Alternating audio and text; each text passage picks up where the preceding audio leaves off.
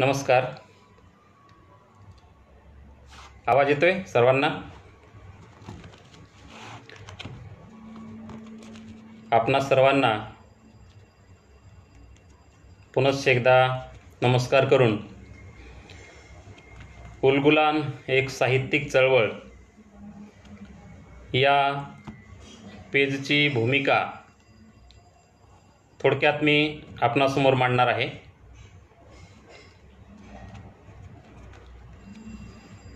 आज आपण पाहतो की समाजामध्ये अनेक समस्या आहेत. या समस्यांशी लढा देत असताना माणूस विविध पद्धतीने अभिव्यक्त होताना दिसतो. आवाज येत असेल कृपया कमेंटच्या माध्यमातून तुम्ही मला सांगा, माझा आवाज येतोय का?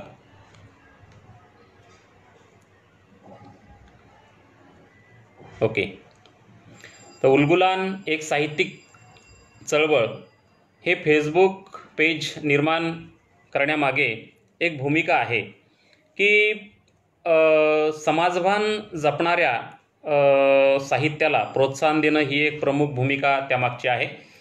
त्याचबरोबर साहित्य, समाज, संस्कृती आणि शैक्षणिक बाबींवर विचारमंथन घडावं या पेजच्या माध्यमातून ही एक भूमिका मी या ठिकाणी ठेवलेली आहे.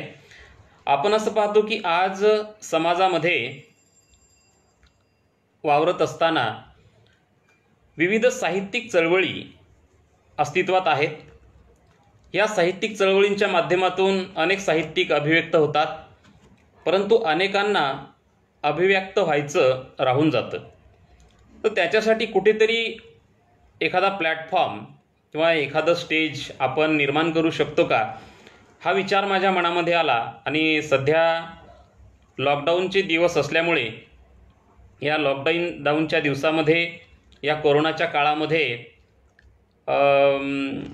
निदान एखादी चांगली भूमिका घेऊन आपण समाजासमोर यावं हे मनात आलं.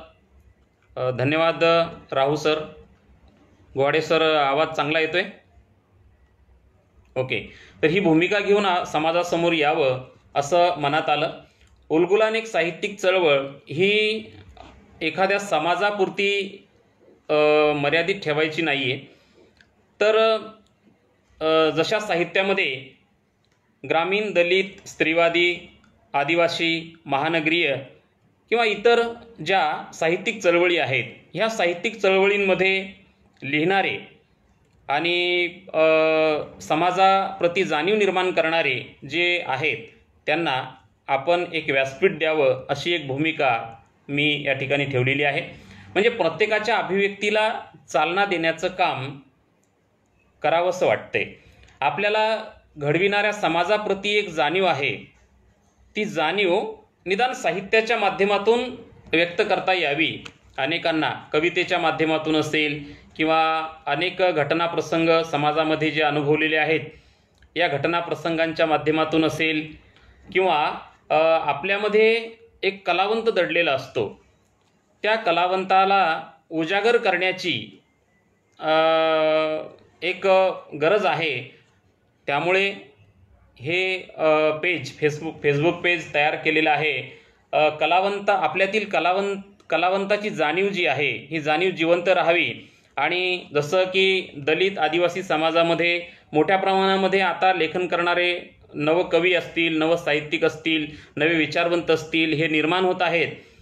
यांची अभिव्यक्ती समाजासमोर यायला पाहिजे. यांचं नेमकं काय म्हणणं आहे, त्यांना एक व्यासपीठ मिळायला पाहिजे, एक विचारपीठ मिळायला पाहिजे, अशी एक भूमिका मी या ठिकाणी ठेवलेली आहे.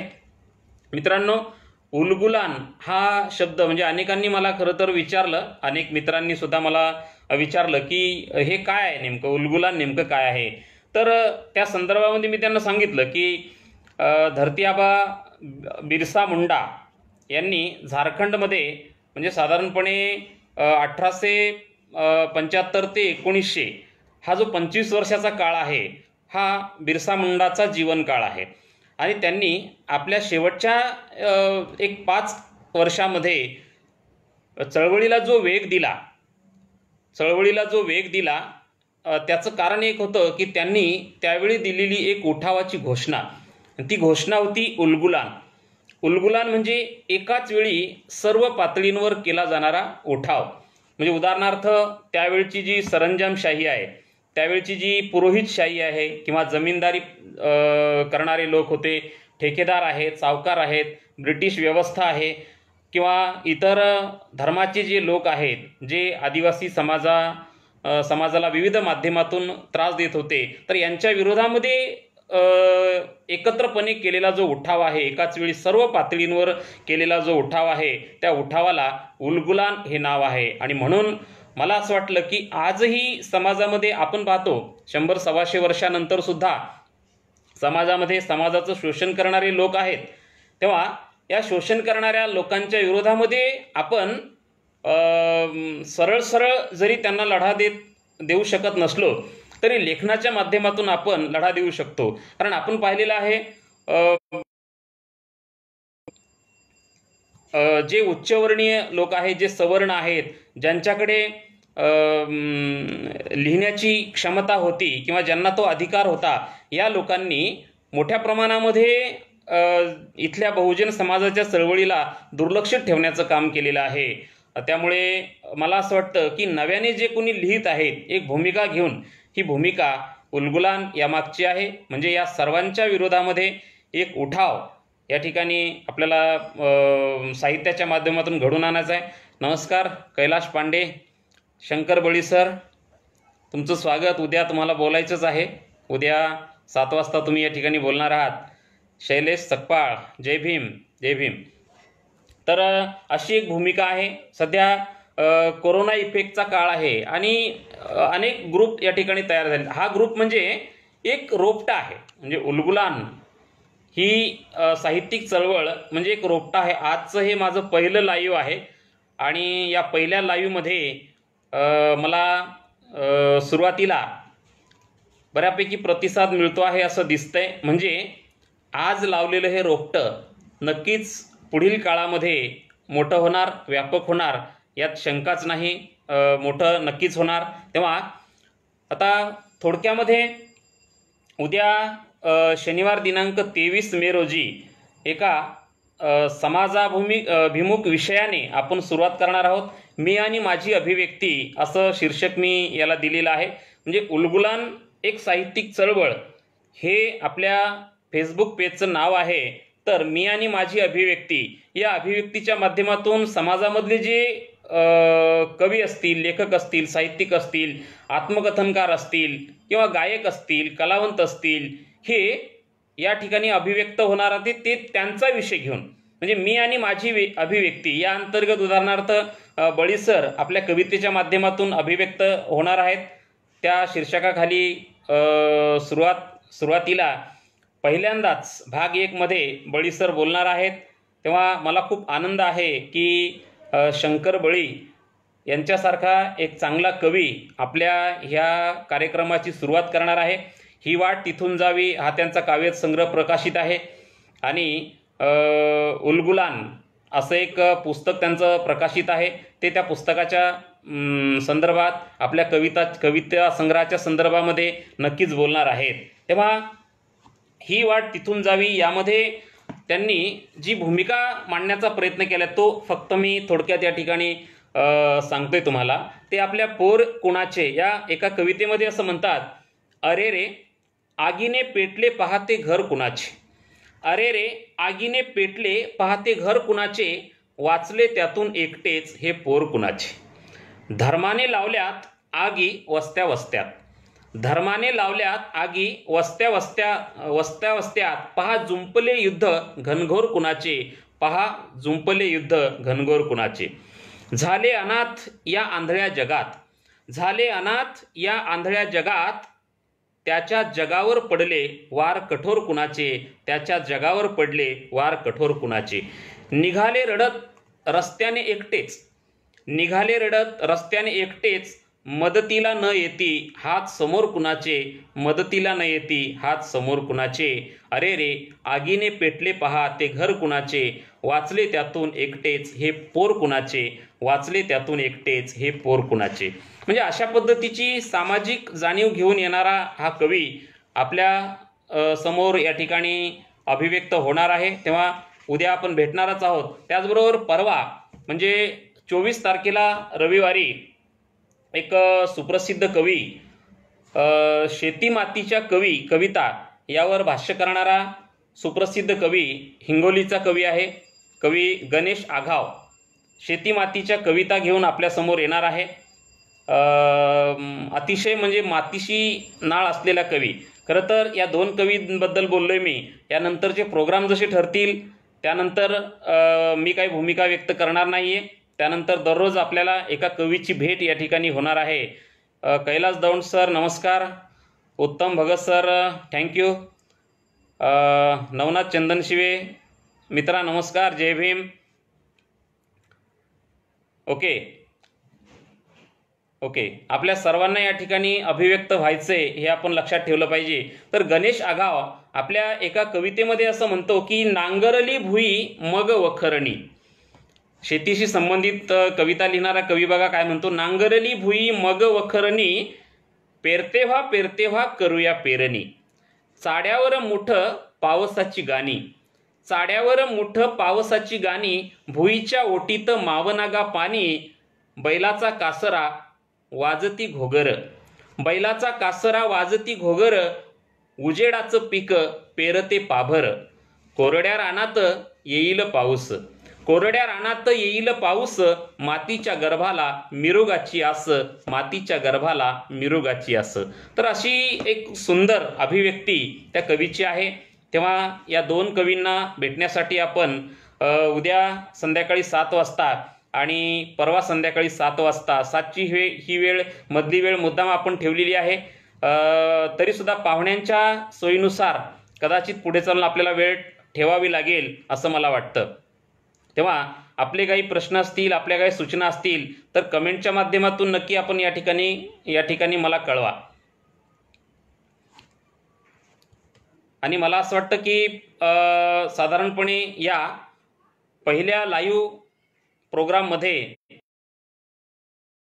बऱ्यापैकी या ठिकाणी प्रतिसाद आहे आणि हा प्रतिसाद इथून पुढे वाढत जाणार आहे.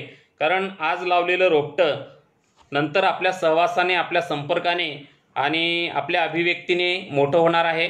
तेव्हा जाता जाता आता कविमन या ठिकाणी काही थांबत नाही. जाता जाता एक कविता आपल्यासाठी मी या ठिकाणी सादर करतो आणि मग थांबतो. सर सोनियाचा पिंपळ खरं तर ही यांची मला वाटतं दिनकर जोशी सरांची कविता आहे. मला थोडीशी माहीत आहे तेवढे कडवं तुमच्यासाठी सादर करतो. दिनकर जोशी सरांची कविता, त्यांनी आपल्याला बीएडच्या वेळेला ही कविता म्हणून दाखवली होती. सोनियाचा पिंपळ, सोनियाचा पिंपळ, सोनियाचा पिंपळ झडू लागला, ज्ञानदेव समाधीत रडू लागला, ज्ञानदेव समाधीत रडू लागला. एवढंच कडवं मला इथं पुढे आठवत नाही. ही दिनकर जोशी सरांची कविता आहे.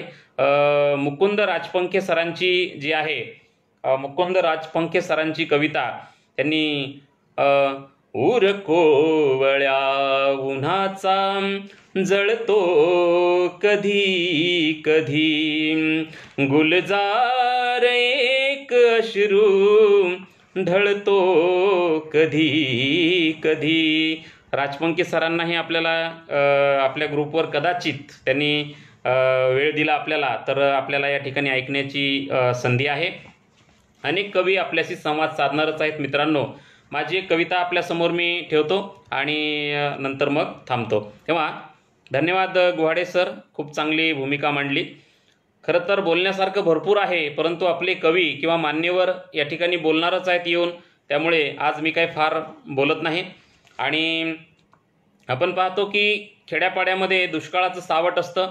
अशा या दुष्काळाच्या सावटामध्ये तो भरडला जातो. खरं तर एका बाजूला सुकाळा असतो, दुसऱ्या बाजूला दुष्काळ असतो. तेव्हा हा कैलास दौंड सर माझी एक कविता जागर पाण्यासाठी नावाची कविता आपल्यासमोर मांडणार आहे. तुमची अभिव्यक्ती आम्हाला नक्कीच ऐकायला मिळणार आहे. तुम्ही आम्हाला वेळ द्याल ही एक विनंती आहे तुम्हाला. कैलास दौंड सरांना खूप छान कवी आहेत कैलास दौंड सर. त्यांची आताच तुडवल नावाची कादंबरी प्रसिद्ध झाली. अंधाराचा गाव नावाचा त्यांचा कविता संग्रह प्रसिद्ध आहे. अतिशय सकस आणि दर्जेदार त्यांचं साहित्य असतं. मुंबई विद्यापीठामध्ये त्यांची कापूस काळ ही कादंबरी अभ्यासाला होती. शिकवताना खूप मजा आली कैलास दौंड सर. तर माझी एक कविता मी या ठिकाणी आपल्यासाठी सादर करतो. जागर पाण्यासाठी. किती दिस केला देवा पाण्यासाठी रे जागर. सुखदेव भोपळात मित्रा नमस्कार. काश्मीरवरून, काश्मीर ना, आसामवरून बघतोयस ना, खूप बरं वाटलं. किती दिस केला देवा पाण्यासाठी रे जागर. कुंडलिकाच्या पाण्यात गेली वाहून घागर, गेली वाहून घागर. जालन्यामध्ये असताना, जालन्यामध्ये कुंडलिका नावाची नदी आहे. ती बऱ्यापैकी कोरडीच असते आणि आलापूर तर इतका पूर येतो की काही सुचत नाही. म्हणजे पाणी आपल्याला एकतर मिळत नाही आणि मिळालं तर इतकं मिळतं की ते साठवायला सुद्धा आपल्याकडे जागा राहत नाही. ती एक भूमिका याच्यामध्ये आहे. म्हणून कुंडलिकाच्या पाण्यात. किती दिस केला देवा पाण्यासाठी रे जागर.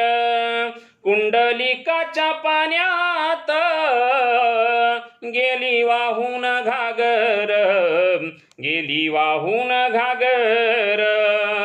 एका एका घोटासाठी जीव गेला तरसून. कारे फाडले आभाळ अवकाळी बरसून. जीव पाण्यासाठी जाता, जीव पाण्यासाठी जाता कोण अडविला पूर. कुंडलिकाच्या पाण्यात गेली वाहून घागर, गेली वाहून घागर. आणि आजचं वास्तव बघा काय. गल्लोगल्ली शहरात जीव व्याकुळ मरती. ज्याची त्याची चालली रे इथं महाल भरती. झाली जगण्याची राख, झाली जगण्याची राख तरी फुटना पाझर. कुंडलिकाच्या पाण्यात गेली वाहून घागर, गेली वाहून घागर. आपण पाहतो की एका बाजूला पाणी प्यायला मिळत नाही आणि दुसऱ्या बाजूला इतकं पाणी आहे की काय सांगायचं. तेव्हा शेवटची ओळ त्याच्यामधली अशी आहे, कडवास आहे. सत्तेसाठी गरीबाच जीन कांडाया लागले. सत्तेसाठी गरीबाच जीन कांडाया लागले. पाण्यासाठी आपसात जीव भांडाया लागले. एकमेका विसरली, एकमेका विसरली एका माईची लेकर. कुंडलिकाच्या पाण्यात गेली वाहून घागर, गेली वाहून घागर. किती दिस केला देवा पाण्यासाठी रे जागर. कुंडलिकाच्या पाण्यात गेली वाहून घागर, गेली वाहून घागर, गेली वाहून घागर, गेली वाहून घागर. धन्यवाद बाळू सर. लोकलय परफेक्ट. धन्यवाद. खरं तर आज या ठिकाणी मी 15-20 मिनिटामध्ये जी भूमिका या ठिकाणी मांडलेली आहे ती भूमिका घेऊन आपण जाणार आहोत. बाळू सर आपलं बरंच सहकार्य या ठिकाणी लाभलं, प्रेरणा मिळाली. शब्द सह्याद्रीच्या माध्यमातून मला फेसबुक लाईव्ह येता आलं आणि आपल्या कविता किंवा आपलं मनोगत या ठिकाणी सादर करता आलं. त्याबद्दल खरं तर खूप खूप धन्यवाद तुमचे. तर या ठिकाणी आज भेट दिलेल्या सर्व मान्यवरांचे पुनश्च एकदा मी धन्यवाद व्यक्त करतो. आणि उलगुलान एक साहित्यिक चळवळ या पेजची थोडक्यात जी भूमिका मांडली त्या भूमिकेच्या अनुषंगानं आपण जाऊया. सर्वजण सोबत राहा, मदत लागली तर. कारण बाळूसरांना माहीत आहे एखादी गोष्ट करण्यासाठी किती मेहनत लागते. मी मागच्या म्हणजे 13 तारखेपासून हे सगळं करण्यासाठी झटतो आहे. आज या ठिकाणी ह्या चळवळीला सुरुवात झालेली आहे. तेव्हा अनेक मान्यवरांना आपण कवितेच्या माध्यमातून असेल किंवा अनुभव कथनाच्या माध्यमातून असेल किंवा त्यांच्या मध्ये जी कला आहे त्या कलेच्या माध्यमातून असेल आपण ऐकणार आहोत. तेव्हा सर्वांनी कृपया ह्या पेजवर भेट द्यावी. कविता लय छान सर, खूप आवडली. आदिवासी संतोष धोत्रे झरीकर, खूप खूप धन्यवाद. असंच जॉईन राहा. तर पुन्हा एकदा सर्वांची रजा घेतो. सर्वांना शुभरात्री. धन्यवाद.